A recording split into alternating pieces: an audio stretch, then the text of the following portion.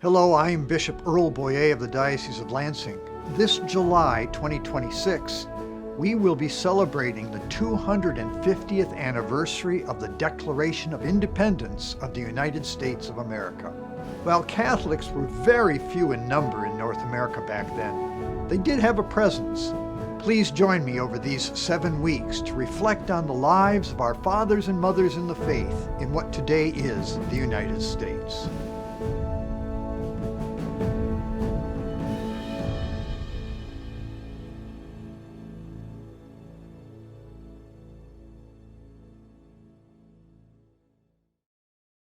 Today, in this 5th presentation, we reflect on one of the 2 members of the Carroll family who demonstrated great support for the American Revolution. Charles Carroll was born in 1737 at Annapolis, Maryland, of a wealthy Catholic family.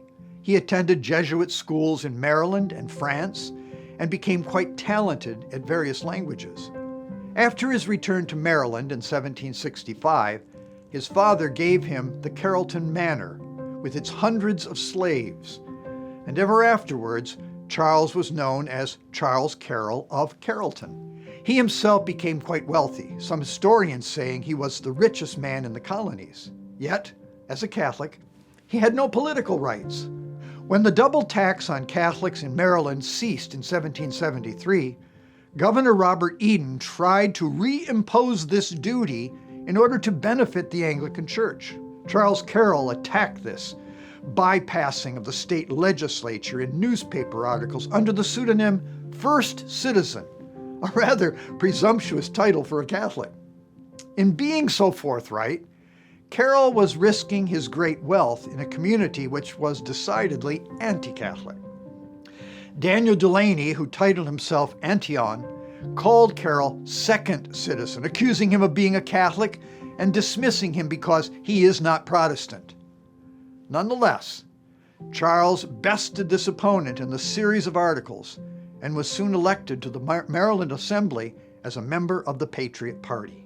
In 1774, Carroll wrote to his father, "In a civil war, there is and ought to be no neutrality.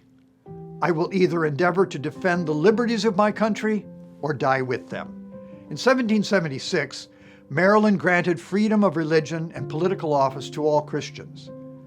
On July 1st, 1776, the Maryland Convention voted for independence, and Charles was elected as a delegate to the Continental Congress in Philadelphia.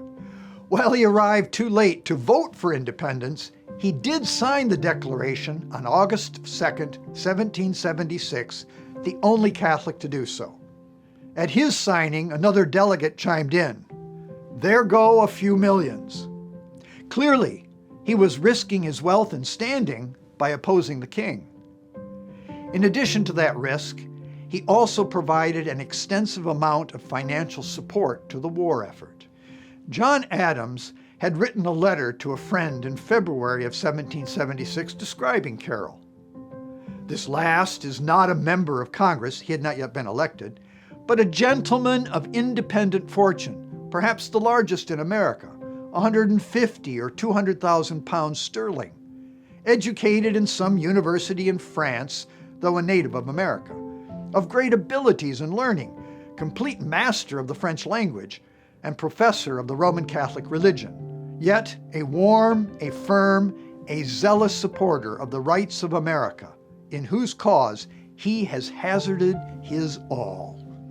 During the war, Carroll remained a staunch supporter in the Congress of the colonial cause, and especially of General George Washington.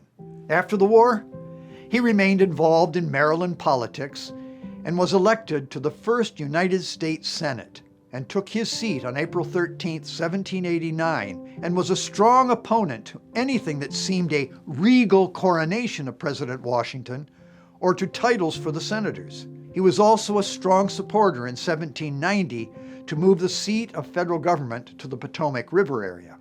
Due to changes in Maryland law, Carroll withdrew from the Senate on November 30th, 1792, in order to focus on Maryland issues back home. He died in Baltimore on November 14th, 1832, the last living signatory of the Declaration of Independence at the age of 95. President Jackson wrote at the time, "None will cherish more sacredly his memory now that he is taken from us by the great disposer of the affairs of this world."